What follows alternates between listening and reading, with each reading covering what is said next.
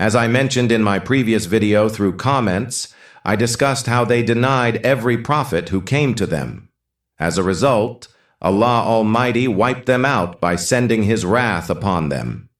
After their destruction, their successors took over, just as the people of Ad were succeeded by others.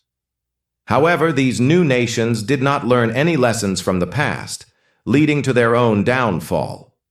One such nation existed about 4,000 years ago. This nation resided in present-day Somalia and the Western Arabian region.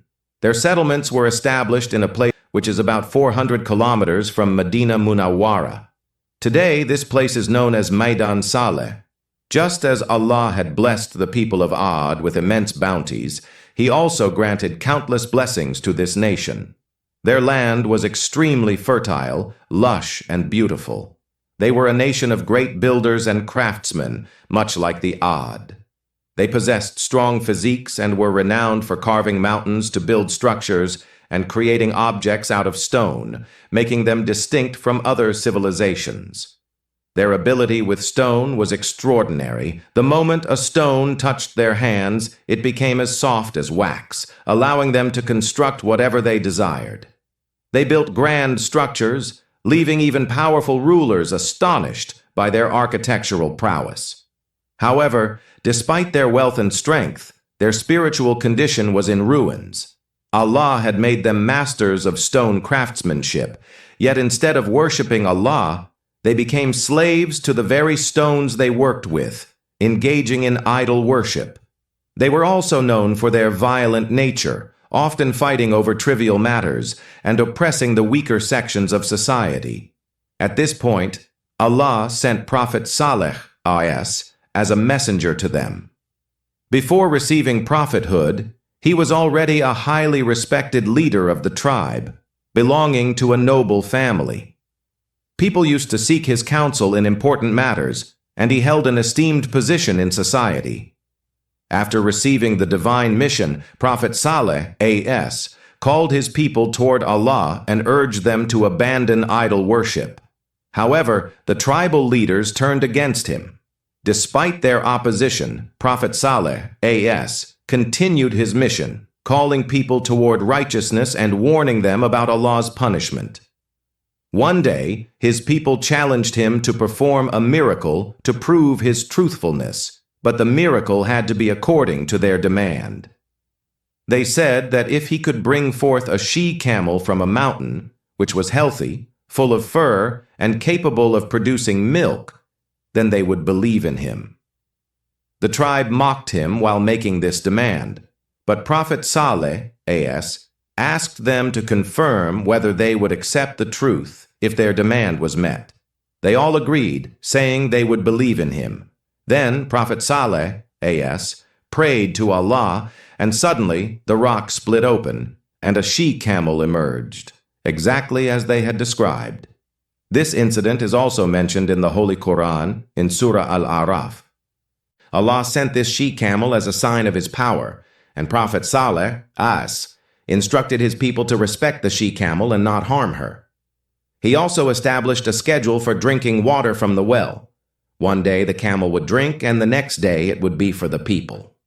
While some people believed in Allah after witnessing the miracle, others became even more stubborn in their disbelief. The she-camel remained among those who had accepted the faith, following the rule that she would drink one day and the people would use the well the next day. However, the tribal leaders became frustrated. They felt restricted by the arrangement and decided to kill the she-camel to free themselves from the supposed burden. After deliberation, they appointed a man to execute the plan. One day, as the she-camel emerged from the mountain, the man ambushed and killed her. This incident is also mentioned in the Quran, where Allah describes how they defied His command. After killing the she-camel, the tribal leaders mocked Prophet Saleh and his followers, demanding that he bring the divine punishment he had warned them about. At this, Prophet Saleh warned them that Allah's punishment would descend in 3 days. Instead of repenting, they mocked him further, waiting to see what would happen.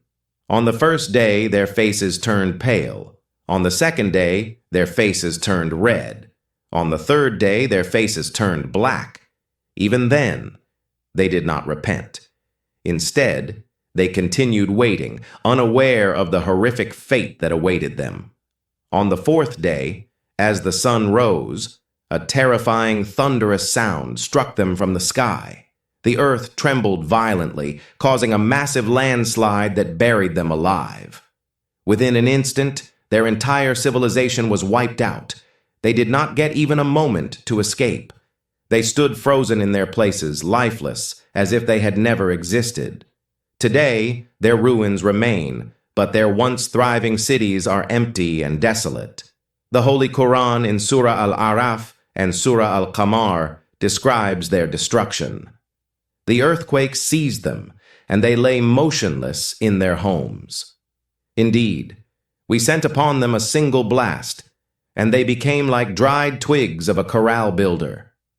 After the punishment, Prophet Saleh, A.S., turned back and said with sorrow, "O my people, I conveyed to you the message of my Lord and wished you well, but you did not like those who advise you."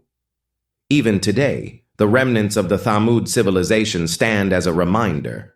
Engineers and historians marvel at their skill in carving palaces and homes into mountains. However, despite their blessings, they rejected Allah, which led to their destruction. So, friends, this was the story of the Thamud people. I hope you found today's video informative. If you enjoyed it, don't forget to like, share, and subscribe to the channel. I will see you in the next interesting video. Till then, take care.